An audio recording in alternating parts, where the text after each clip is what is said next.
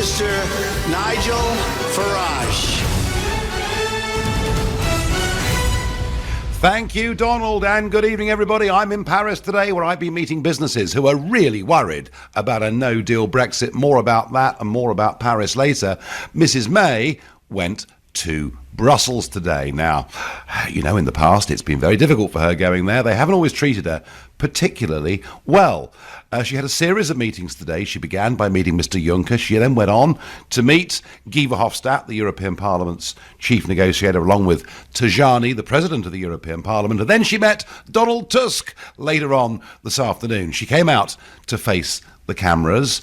I would say she was looking pretty businesslike, not perhaps looking quite as under the cosh as she had in the past. This is what she had to say about today's conversations. Well, I've had a good series of meetings today. We've had robust discussions, but they've been constructive. What I've set out is our clear position that we must secure legally binding changes to the withdrawal agreement to deal with the concerns that Parliament has over the backstop. And taking that changes to the backstop together with the other work that we're doing on workers' rights and other issues will deliver a stable majority in Parliament, and that's what I will continue to push for. Now, it's not going to be easy, but crucially President Juncker and I have agreed that talks will now start to find a way through this, to find a way to get this over the line and to deliver on the concerns that Parliament has so we get a majority in Parliament. And I'm clear that I am going to deliver Brexit. I'm going to deliver it on time. That's what I'm going to do for the British public. I'll be negotiating hard in the coming days to do just that. Did you notice there a Conservative Prime Minister talking about workers' rights as given to us by the European Union? I never thought I'd hear that as long as I lived. Mrs. Thatcher fought hard against it. John Major tried to opt out of those things. Why would a British Conservative Prime Minister be talking about workers' rights? Well, I'll tell you why. Because Jeremy Corbyn talks a lot about workers' rights, and she is beginning, in her calculation, to think that maybe the way she gets a parliamentary majority is to get a lot of Labour MPs to vote for it. One other thing I would say, no mention from the Prime Minister there at all of no deal. No mention that we don't actually, under Article 50, have to have an agreement. There are two options. One is we have a withdrawal agreement. The other is we just leave on WTO terms. No mention of it from the Prime Minister, which I do find, I have to say, very surprising, given that I think it's the strongest card that she's got. But let me say something positive about the Prime Minister, and I know this concept will surprise many of you. But Donald Tusk was pretty rude yesterday about the special place in hell that people like me would go to. And I think by implication, quite a few of the 17.4 million people who voted Leave thought he was perhaps talking about them too. Well, she did actually talk about Donald Tusk today. I've raised with President Tusk the language that he used yesterday, which was not helpful and caused widespread dismay in the United Kingdom. And the point I made to him is that we should both be working to ensure that we can deliver a close relationship between the United Kingdom and the European Union in the future, and that's what he should be focusing on. So she's ticked off Donald Tusk for speaking in the way that he did, and quite right too. As I say, not often I say positive things about the Prime Minister, but it's about time some of these unelected bullies were put in their place. And I'm sure from that alone, many of you will think, well, that's not a bad thing that she's done. But, and here is the difficulty. Here is the real difficulty. Guy Verhofstadt, who, of course, went further yesterday than Tusk by saying that people like me didn't even deserve a place in hell, and he is an EU fanatic. Here was what Verhofstadt had to say about his talks with the Prime Minister on the backstop. Mrs. May today in the meeting assured us that there will be a backstop. That what she said already in Belfast, there is no question to remove the backstop. Our proposal is to try to solve the problem in the political declaration, because we are open as Parliament from day one to upgrade this political declaration, to make this political declaration more binding, more precise, also on the issue of the backstop, explaining and saying very clearly that this is insurance and not more than that. So there's a difference here, folks, between a withdrawal agreement, which is legally binding, and a political declaration that has about as much force as a child's wish list to Father Christmas. What is it Mrs May's trying to do? Well, she got the support of Parliament on the basis of alternative arrangements, and many of the Eurosceptics that voted for that took alternative arrangements to mean something different to the backstop. The Prime Minister, if Mr Verhofstadt's telling the truth, which I think he is, the Prime Minister is not looking to bin the backstop. She's looking for some legal guarantee to time limit it, maybe to 2025. And as I say, whatever gets put in the future political declaration, frankly, is meaningless. But the other thing that Verhofstadt said, and this is the thing that really is frustrating me, he is now admitting publicly the thing that I speculated last night to you. I said one of the reasons that I thought that we saw Tusk being as nasty as he was the same reason that I actually saw fear in the faces of Juncker and Barnier last week when I spoke standing right next to them in the European Parliament. They are getting very nervous about no deal, about a WTO deal. Here's what Verhofstadt said about it.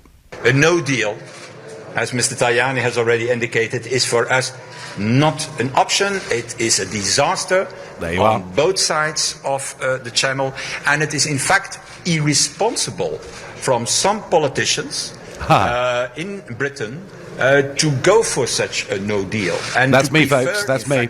Such a no deal.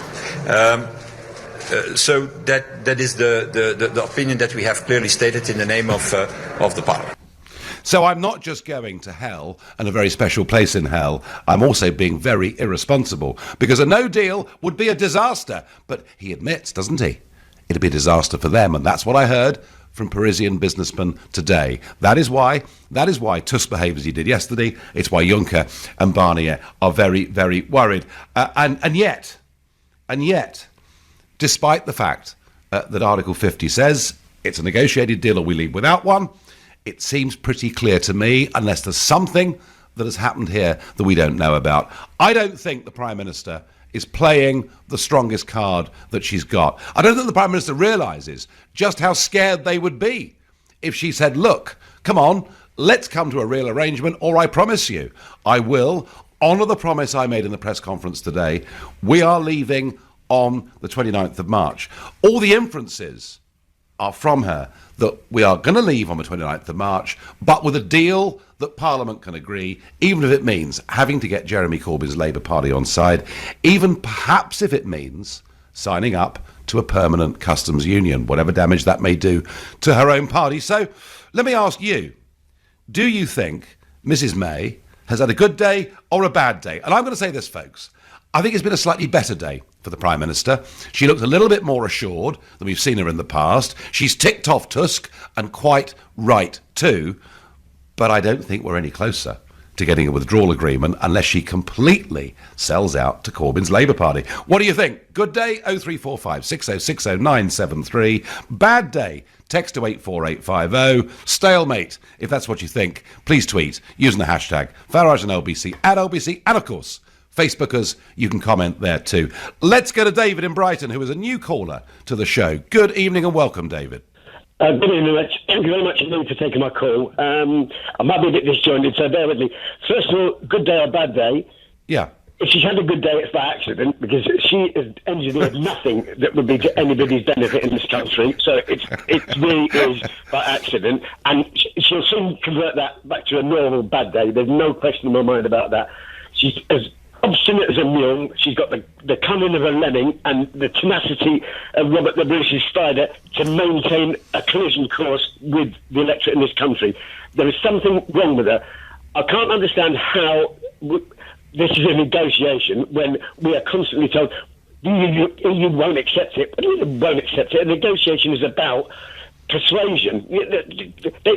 I'm absolutely, really, I cannot believe what we are doing as a nation and how much we're on the back foot. No, I'm really sorry. David. I know I'm babbling a little bit. No, David. Look, you are outlining the failure of this Brexit process, which is a failure of leadership at pretty much every level. But David, would you at least agree that she's done the right thing by ticking off Donald Tusk? Absolutely, but she ticked off Juncker for calling her nebulous, and that didn't seem to make much of an impact on them. I don't think they care. What she should be doing is also referring the same kicking off to Radke, because he's off the hook. He agreed with him at that press conference. He was heard agreeing with him. So I know, David. David, she's not doing a good job. Thank you for your call. And of course, it's not just that they're scared, trade-wise, of tariffs being put on their wine, their Prosecco, their cars. There's a little issue of 39 billion. Tony's got it. He says, hi, Nigel. Theresa May has the EU over a barrel. She needs to hammer home the advantage. It's called 39 billion, and I agree. Mark from Stevenage is a new caller. Good evening, Mark. Good evening, Nigel. Thanks for talking to me. Not at all. Yeah, I think overall she's had a good day. To put it into context, I completely agree with you that, I mean, putting a Remainer in charge of taking us out of the EU is, frankly, completely laughable. Another point I'd like to make very quickly is that, can you imagine if the boot were on the other foot and it was somebody such as you who had made a comment like this about Remainers? The press backlash would have been furious today, yet the press have said nothing, because let's face it, mainly the press want us to stay in as well. So, I mean, overall, yes, I think she's had a good day in the sense that it was handled with dignity, and the comment is absolutely disgusting. But having said that, on a positive note, what a rallying call for leave. Well, no, I agree with you. And Mark, you're quite right. If I'd said there's a special place in hell for Vince Cable, I would be accused of inciting hatred. I would be held up to be a perfect example of somebody who should be driven out of public life. Mark, I agree with you. I think all the mood music is driving public opinion in our country towards saying, do you know what? Let's just get out. Let's just leave on WTO terms, apply to Article 24 and buy ourselves a couple of years. Mark, thank you very much indeed, and buy ourselves a couple of years. Mark, thank you very much indeed for the call and for your points. You're listening to the Nigel Farage Show, exclusively on LBC. It's now 6:15 and time for the news headlines with Lisa Aziz. So the Prime Minister appears to be utterly determined to get a withdrawal agreement through Parliament, however bad it is. The days when she was saying no deal is better than a bad deal are way back in the dim and distant past. Fascinatingly, Tusk today said to her that he thought Jeremy Corbyn's plan could be a way out of the impasse. I've already said in her statement, a Conservative Prime Minister talked about EU workers' rights. Overnight, Jeremy Corbyn wrote a letter to the Prime Minister saying that the price of his backing a deal came in the form of 5 legally binding commitments. Firstly, a permanent and comprehensive UK-wide customs union, close alignment with the single market, updating alignment on rights, of course, including workers' rights, commitment or participation in EU agencies, unambiguous agreements on the detail of future security arrangements. So basically, and I don't believe Jeremy Corbyn himself wants all of this, but basically, the Labour Party are saying, the leader of Labour is saying, they will back a withdrawal agreement if it becomes Brexit in name only. If we leave the treaty on March the 29th, but effectively stay part of the entire EU rulebook. Still not to be satisfied, Sir Keir Starmer, Labour's shadow Brexit secretary, tweeted out to clarify that, of course, a second referendum is still an option. There's no pleasing Keir Starmer. So I wonder, are we headed towards a very strange moment in British politics? Brussels are now giving her a further 21 days to the end of the month to get this sorted out. There'll be more meetings going on with Jean-Claude Juncker and others in the intervening period. I wonder, is that what she's actually going to do?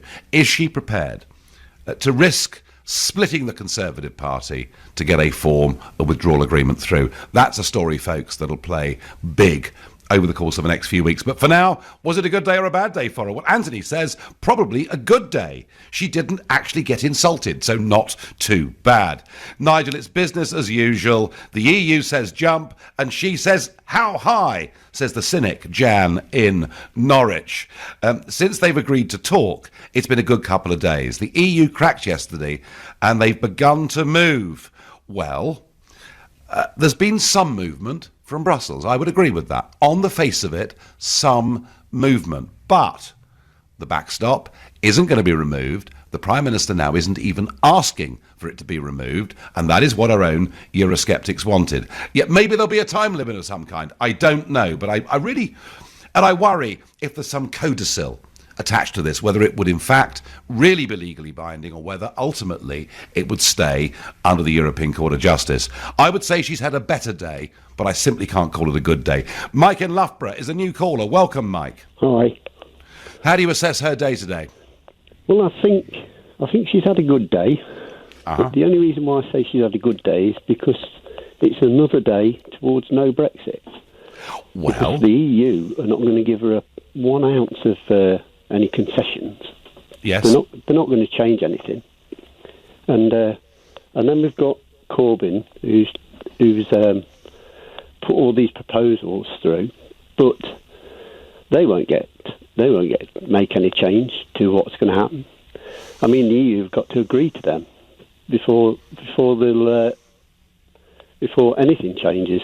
So I'll just watching all these politicians and Mrs May, watching them doing what they're doing and saying what they're going to do. To me, it's like the fairy story, The Emperor's New Clothes. I certainly do. Just like that, because I can see them all walking around naked, but everybody else sees them walking around in fabulous clothes. Well, Mike, the most optimistic view from a leaver like you is today she took us 21 days closer to a no-deal Brexit. And I get that. And maybe, Mike, maybe I've misread the Prime Minister completely. Maybe she actually is angling to finish up at the end of this month by saying to Brussels, you've behaved appallingly, I'm going to act in my national interest, we're leaving on WTO terms, and we've applied under Article 24 of the GATT Treaty. Maybe, Mike, that is going to happen, but I do not believe it in my heart. Do you? We'll have to see. All right, we'll have to see. Okay, Mike, thank you very much. I'm off to Tyrone in Northern Ireland to speak to Frank, yet another new caller to the show. Welcome, Frank. Hi, Nigel. How are you? Yeah. You know what? I think she's had a very bad day because of the very thing you said earlier. She's not playing her best card. I know. Now, my best card is different than your best card, probably. So, the divorce deal was what, 35 billion? 39 billion. 39. Sorry, right. So there are 27 member states. Go to the bottom 15, the bottom 20. Give them all $1 billion to vote for Theresa's deal, not the EU's deal. To make the EU take the UK's deal. And the EU won't let it happen, because then the other rich countries who want out will be able to do it also. Buy the votes, buy the hand that you want, buy the deal. The EU won't let it happen, the EU will cave. So just good old-fashioned bribery, Frank, could get us through here, yeah? Yeah, but you know what? But you're not making a secret out of it. Say, this is what I will happen. If you don't vote, you know what, EU? You know what? Greece, they will take $1 billion happily. Spain, they'll take $1 billion. Italy, they'll take $1 billion. You know what? I can think. Why not?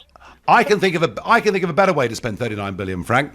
What about we give every family in Britain £1,200? Because that's what that 39 billion is. And if we did that, I tell you what, Brexit would be in a very, very big majority, wouldn't it? Yes, you're exactly right. But you wouldn't be spending 39 billion. You'd be spending 15. To buy the 15 votes you needed. So you would save money, and you force the EU to take your vote. Theresa is far too soft. Ridiculous. Well, Frank, I think we agree that her strongest card is that she's got 39 billion she can spend. But I wouldn't want to spend any money to get her deal through. Her deal's dreadful, Frank. I mean, Frank, as somebody in Northern Ireland, what do you think of the backstop proposal? Not her deal. That's the EU's deal that they said, Theresa, you're taking. Okay. Theresa, make your own deal. Say, I will spend 15 billion, and the EU won't let it go through, because then it will open the gates for other rich countries to buy the votes. But I'd love to know what her deal is, Frank, because it's all very confusing in some ways, isn't it? That's the thing. She hasn't got one. She's been told you're taking this. She needs to get a deal that puts the country first and say, you take this, or else we are going to massively screw you over, EU.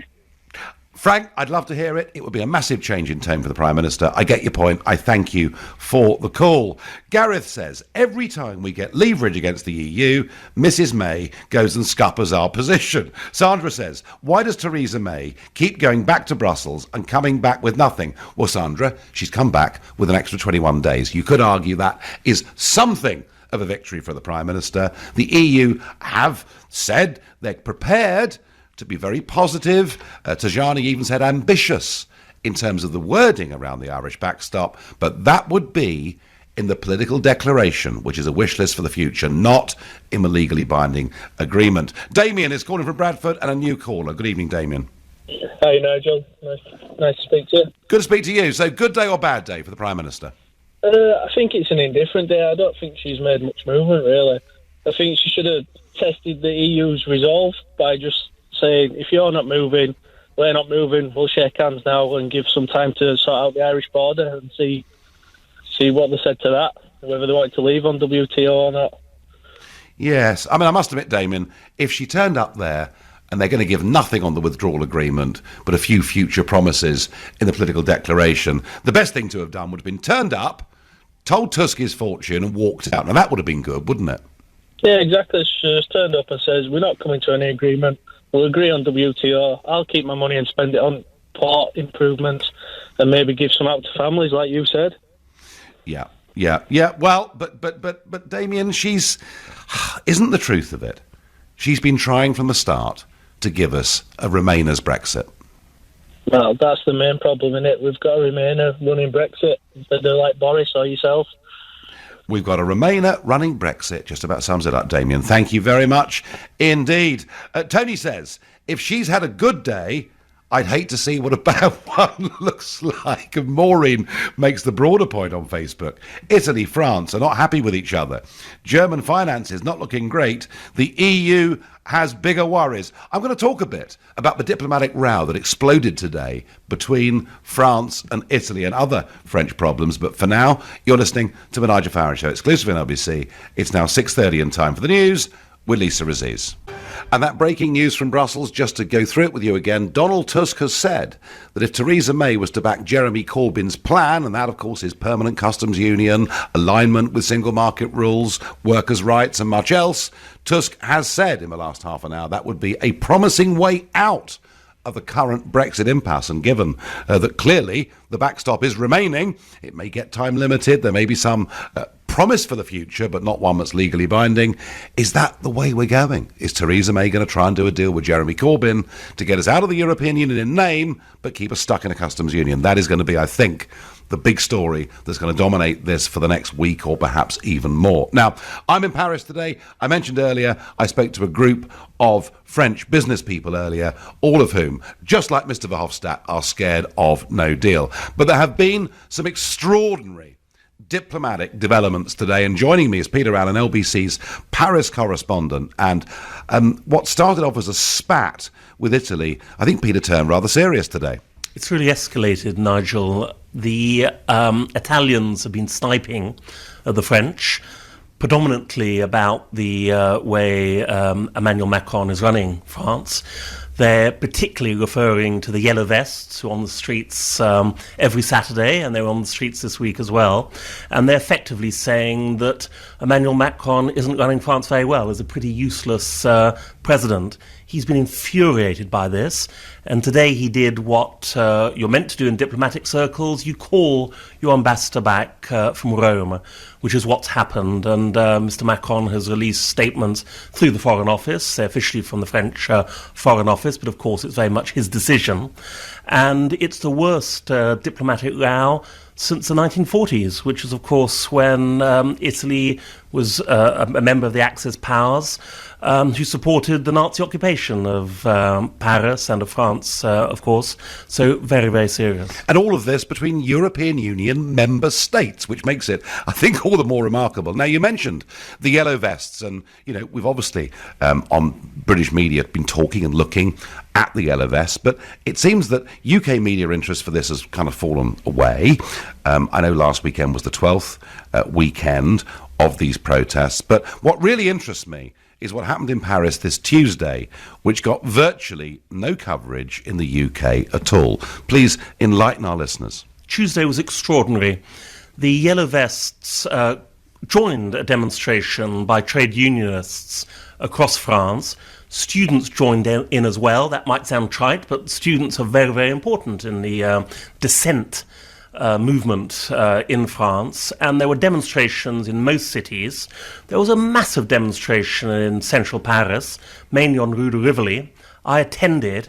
There was some scenes of appalling disorder, banks, windows being put in, fighting with the police, tear gas everywhere, baton charges. I think what the problem is, as far as the media is concerned, it's all become so institutionalized, and we're so used to these scenes now, especially in Paris, that people are rather bored of them now. The media's rather bored of them, and they're not covering them. But it really was pretty appalling what happened on Tuesday. No, quite extraordinary that nearly 100,000 people can, a lot of them riot in Paris, and no one seems to particularly care. And what does all this mean for French politics? Because we know Jean-Luc Mélenchon on the left has been on the rise. We know that Marine Le Pen has been on the rise and then perhaps fallen a bit. We've got European elections coming up here on the 26th of May. We've got a president whose popularity ratings are, as I understand it, the lowest they've ever been for a president at this stage. Where is French politics going on the back of these protests? Well, in layman terms, people are getting sick of politics, to put it very in a very coarse way. That's what the Yellow Vests are all about. The idea is they're sick of the institutions of the French Republic. They're sick of the way, as they would describe it, all the money is at the top of society and it's not filtering down anymore. But most of all, they're sick of the politicians, the people who are running their lives. And there's a great air of populism in the country. The party that came second, of course, was Le Pen's party. It's changed its name now, but it still represents populist, anti-establishment sentiment. So in layman terms, that would be the answer to your question, I think. There's an anti-politics feel. Well, I have to say, Paris is a very beautiful place, but at the moment it's not a very happy place. Peter Allen, LBC's Paris correspondent, thank you. And extraordinary that you can have such violence on such a huge scale in Paris, and it barely got reported after Tuesday. Well, back to our question. Back to, has Theresa May had a good day, a bad day, or perhaps just an indifferent one? Andrew on Facebook says, can someone tell me if I'm going to hell? I voted leave. And that's the feeling I've been having. Well, he was very rude to us yesterday. Verhofstadt was even worse. I'm pleased the Prime Minister told him what she thought. Let's go to Craig in Eastbourne, a new caller to the show. Good evening, Craig. Good evening, Nigel. How are you? I am well, but I'm beginning to think that actually anything Mrs May went to Brussels with today in terms of getting rid of the backstop has been surrendered already, and I worry we're headed towards a customs union type relationship, Craig. I'm afraid for me it's like watching Neville Chamberlain's dog being beaten around rather than an actual Prime Minister of the United Kingdom in Brussels. It's a thorough embarrassment to the entire country. I don't think she's had a bad enough day. For me, she should resign immediately. That's my feeling. From here on in, my vote represents just a referendum on sacking my MP. And I don't care what they stand for or represent. It's the sack. My MP defended and backed the original deal that was defeated. The Labour Party can't be trusted either because they're going down the route of staying in all but name. They are. Yep. So I think my feelings are, I don't know how many other people out there feel this is that Westminster needs a boot up the backside so hard until they headbutt the moon at the next election, because they need, and I'll use these words carefully because I'm not a Donald Trump supporter, but they need a Donald Trump moment in this country to wake them out of their stupor. And the other thing that I'm very disappointed by is this whole slippery slope fallacy argument that's been constructed around a no-deal Brexit. No deal actually represents leaving the European Union. Okay, it's the only thing on the table that represents that exists as things stand. And slippery slope is basically A will happen. If you choose A, X will happen, therefore A can't happen. That's the entire argument that they've developed around the no deal to basically eliminate it from debate. It's entirely embarrassing, ridiculous, and I think May should resign. Why is it that Mrs. May will not play the WTO no deal card? Why won't she do it? She probably thinks out of conviction that something disastrous is going to happen. I've been sending a meme around showing dinosaurs going, "Oh my God, Brexit," with an asteroid hitting the Earth. That's really the kind of nonsense we're getting out of the political classes. And I can switch on the BBC, Channel 4, Channel 5, Sky. It's the same echo chamber that we're constantly listening to in the general public. Yeah, I'm not sure it's working, Craig, is it? Sorry? I'm not sure it's not working, though, Craig, is it? Because actually, what we're seeing amongst Leave voters is very much a hardening of their position. Well, I remember looking at the Sunderland Echo, 61%. That was the symbolic first declarer at the referendum. 61% voted to leave. Today, when they've done polls in the local area of Sunderland, 70% of Sunderland want a no-deal Brexit.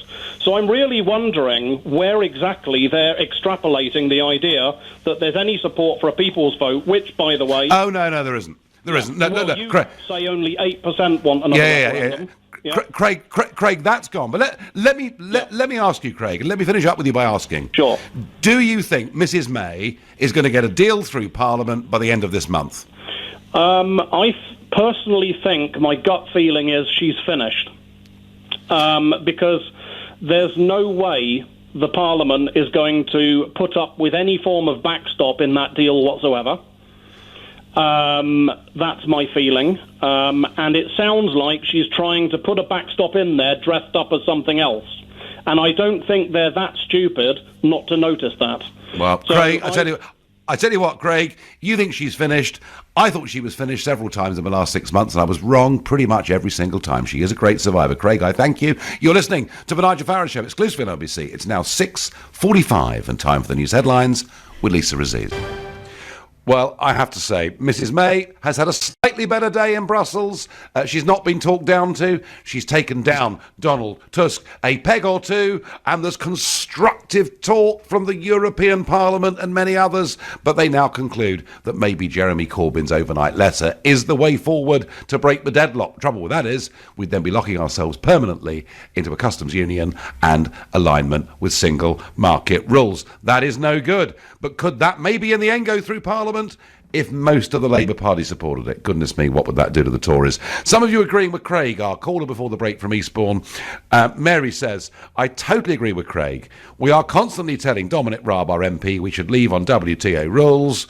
Yes, I totally agree with Craig over the EU, says Peter. So that did pick up some support. Jeff in Manchester says, Corbyn wants a customs union and to stay in a single market. That is the polar opposite of what Cameron said when we went to the ballot box.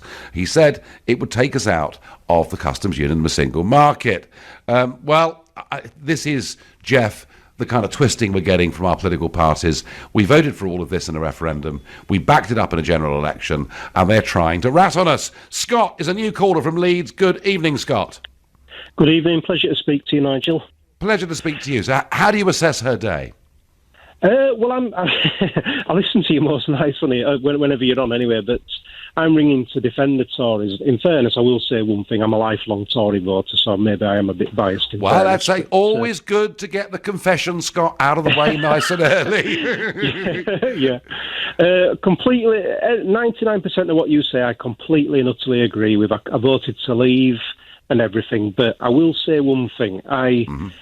I believe Gina Miller, the Labour Party, SNP and the Liberals have stabbed the Tories in the back from the very, very moment we all voted to leave. And I do feel, hand on heart, incredibly sorry for Theresa May, because no matter what she does, no matter what she says, she's got one lot of people saying great and one lot of people stopping. And I think she's damned if she does and she's damned if she don't. So as far as I'm concerned, I trust her. I know she's a Remainer. I get all that. I do get that. She is. But I trust her. I trust her completely to do the right thing for the people that voted to leave. And I do. I'm not daft. I do think when it comes to the crunch at the end, she will do.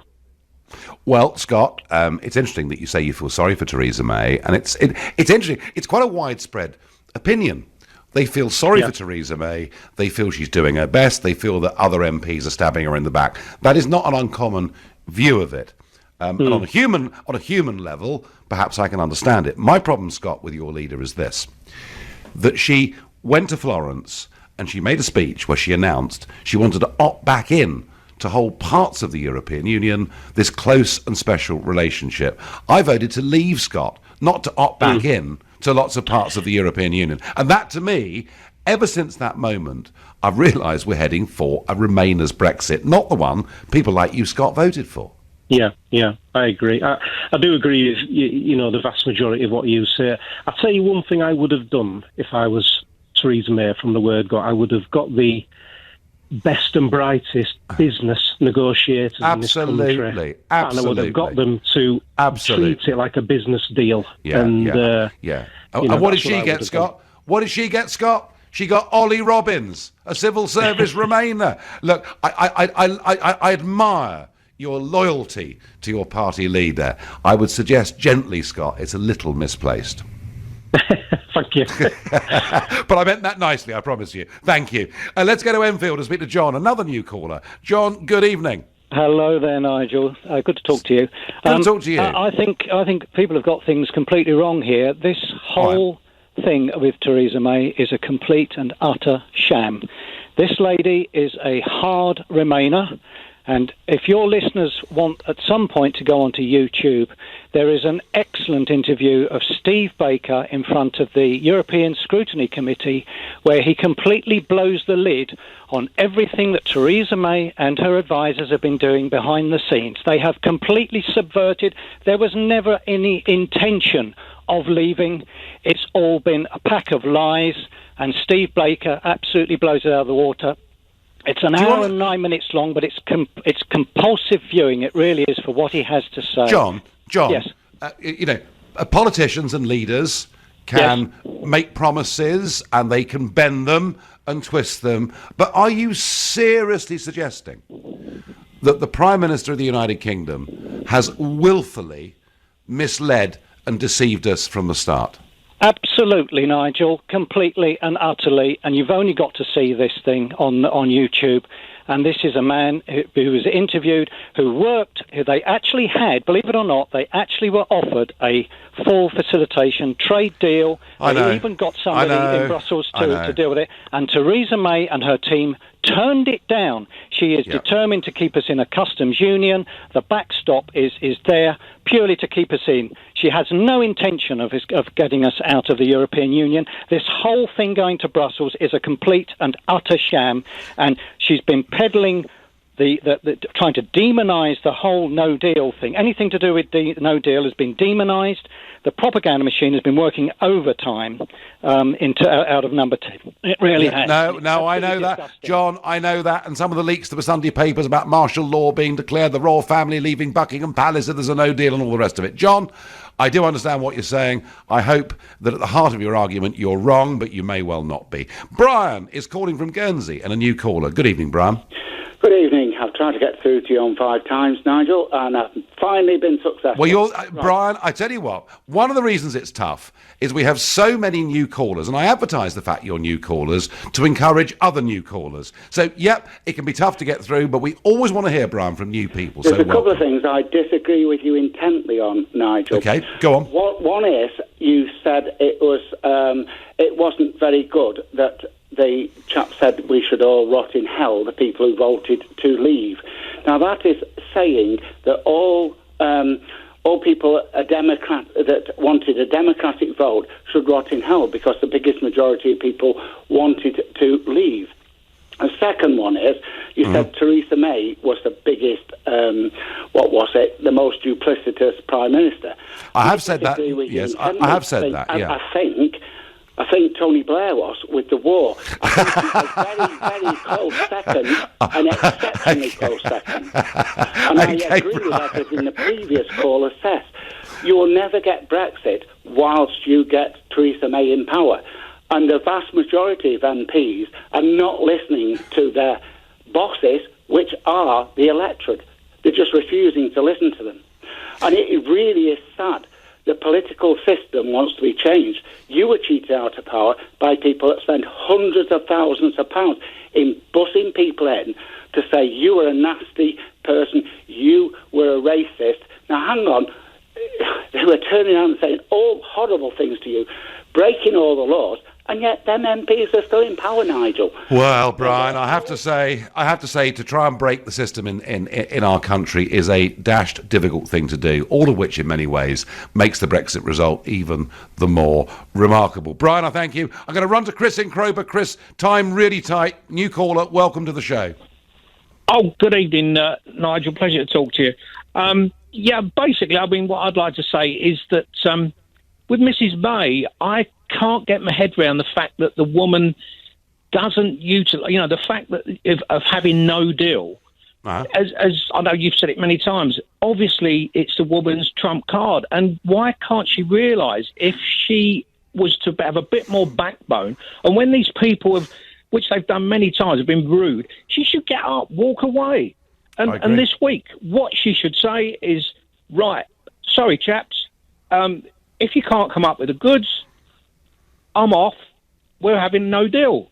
See you later. I mean, it's so, Chris, to me, it's so blatantly obvious. And people would vote for the woman. Chris, they'd come, not only would she suddenly become the most popular Prime Minister in modern times, but the European Union would come running down the street after her saying, please come back. I know they would. Chris, you make the point, you make it well. Thank you to all of you, every one of you a new caller. I do encourage you to try. I know it's tough to get through. We want to hear from lots and lots of new people. I'm going to be back here on Sunday morning at 10 a.m. At 10 o'clock tonight, it's Ian Payne. But up next, it's Ian Dale. Thank you very much, Nigel. Well, coming up at 9, a Brighton cafe owner turns down a job application